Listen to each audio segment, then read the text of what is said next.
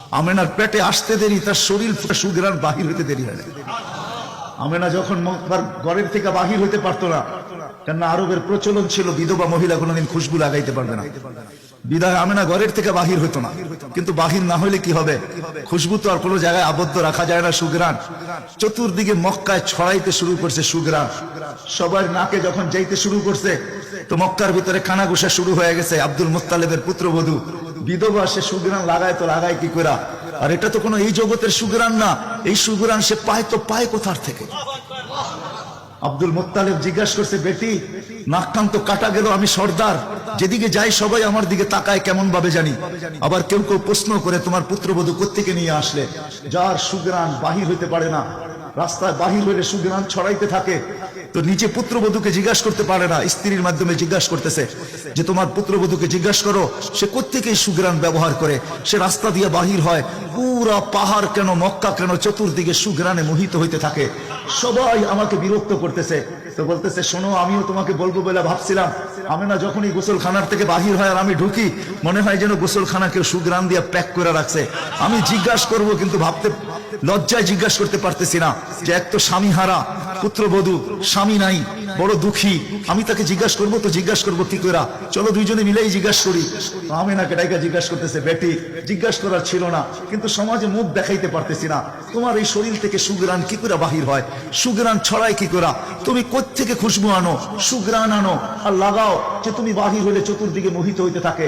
তো আমেনা ওইখানে থুতু নিক্ষেপ করে আর বলে, আম্মা শরীর থেকে না, থুতু মারতে দেরি, সুগ্রাণ তুফানের মতো বাহির হইতে দেরি হয় নাই। বলছে, আম্মা সুগ্রাণ শরীরে না, শুধু আম্মা এই থুতুতে পর্যন্ত সুগ্রাণ।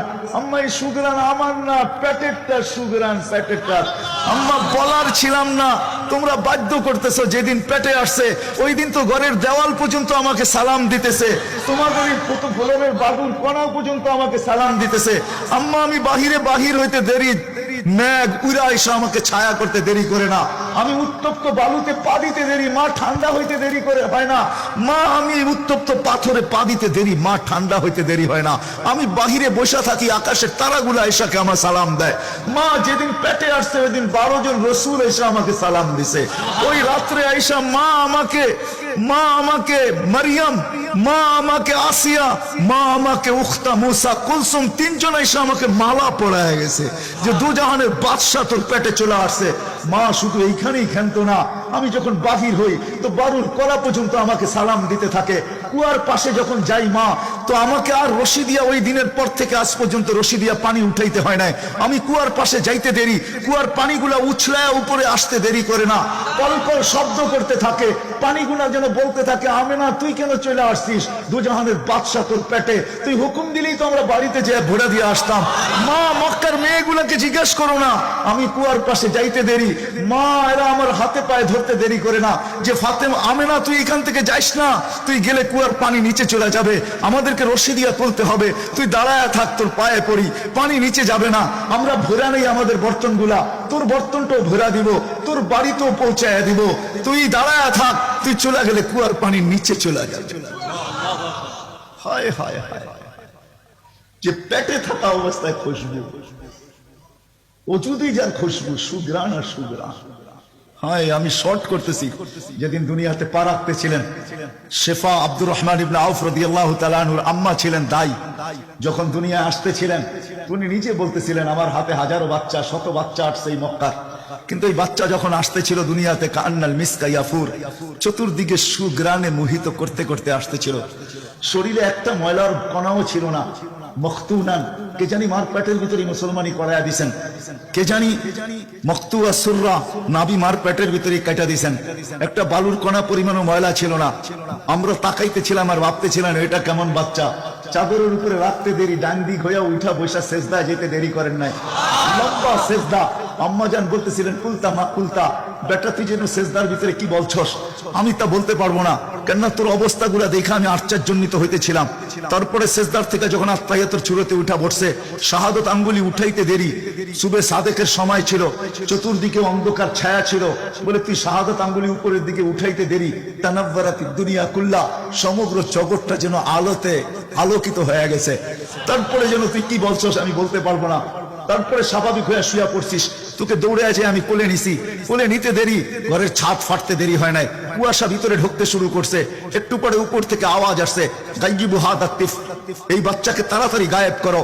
যখন অস্তিত্ব ছিল না আমরা ঢঙ্কা খুব বাজাইছি, কিন্তু এখন অস্তিত্ব যখন চলে আসছে তাড়াতাড়ি গায়েব করো। তুফু মাশারিকাল আরদি মাগারিবাহা, সমগ্র জগৎকে ঘুরায় নিয়ে আসো, যেন সমগ্র জগৎ, কোন সৃষ্টি যেন এই 2 মিনিটের বাচ্চার ব্যাপারে 3 মিনিটের সময় এই কথা না বলতে পারে যে আমরা একে চিনি না। সবাই যেন একে চিনে, বিসুরাতিহি, তার রূপ দেখা যেন তাকে চিনে, ওয়াবি ইসমিহি, তার নাম দেখা নামের উপরে যেন চিনে, ওয়াবি নাতিহি, তার গুণাবলী দেখা যেন তাকে চিনে। বলে গায়েব করে দেওয়া হলো। উপর থেকে আওয়াজ আসলো, আরিজু আলাইহি কুল্লা রুহানি, সমস্ত রুহানি জগতের জিনিস এই বাচ্চার সিনার ভিতরে ভরতে থাকো। মিনাল জিন্নি ওয়াল ইনসি ওয়াল মালাইকাতি ওয়াল ওয়াহশি ওয়াত তাইর, মানুষ, জিন, ফেরেশতা, চতুষ্পদ প্রাণী, এমনকি পাখির ভালো গুণটা পর্যন্ত ঢুকাও। তারপরে আওয়াজ আসলো 20 নবীর 20টা গুণ ঢুকাও এর ভিতরে। আমি তর্জমা করবো না, ওলামার থেকে তর্জমা জেনে নেবেন। 20টা নবীর 20টা গুণ ঢুকাও। আতুহু খুলুকা আদম, মারিফাতা শীশ, সুজাআতা নূহ, খুল্লাতা ইব্রাহিম, লিসানা ইসমাঈল, রিদা ইসহাক, ফাসাহাতা সালেহ, হিকমাতা লূত, বুশরা ইয়াকুব, জামালা ইউসুফ, সবরা আইয়ুব, তাআতা ইউনুস, জিহাদা ইউশা, সাউতা দাউদ, হুব্বা দানিয়াল, ওয়াকারা ইলিয়াস, সুহদা ঈসা, কুওয়াতা মুসা, হাইবাতা সুলাইমান, ওয়া ইলমাল খিদির। 20 নবীর 20টা গুণ এই সিনার ভিতরে ভরো।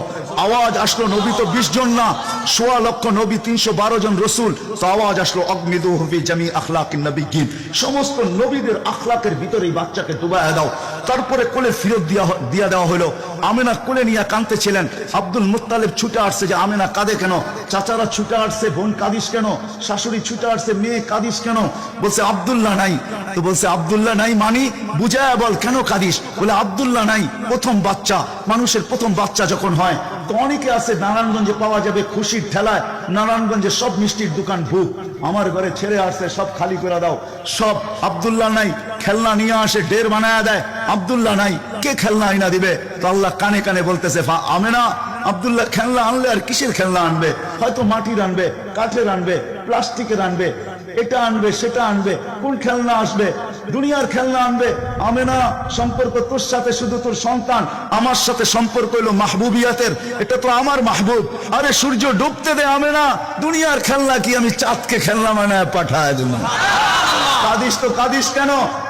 আবু তালেব বলে সূর্য ডুবলো, আমরা বাহিরে 4 পায়ের ভিতরে শোয়া দিলাম, মাত্র 10-12 ঘন্টার শিশু। চাঁদ তাড়াতাড়ি দ্রুত গতিতে নিচে নামতে শুরু করলো। বাদাল কমরু আইয়াদনু, আমি খালি দেখতেছিলাম চাঁদটা নামতেছে। তোমার মাথার উপরে যখন চলে আসছে তো আমি ভয়ে চিৎকারে দিয়ে ফেলছি, খাশিতু আইয়াকা আলাই, তোমার উপরে পড়ে না যায়, কিন্তু তোমার মাথার কাছে এসে থেমে গেল। তুমি 12-13 ঘন্টার বাচ্চা, হাত পাও নাড়তেছিলা, তোমার হাত পায়ের ইশারায় উপরে চাঁদের ডান্স করতেছিল। কেমন কেমন আল্লাহ রসুল বলতেছিলেন, জানেন চাচা কি বলতেছিল চাঁদ? বলে তা তো জানি না। চাঁদ আমাকে সঙ্গ শুনাইতেছিল, কান্না থেকে বিরত রাখতেছিল, আমি যেন না কাঁদি, আমার কষ্ট হবে। আল্লাহ চাঁদকে আমার জন্য খেলনা বানায় পাঠায় দিয়েছে। খেলনা, কোন ব্যক্তিত্ব আমাদেরকে জান্নাত পর্যন্ত নিয়ে যাওয়ার জন্য আসছে।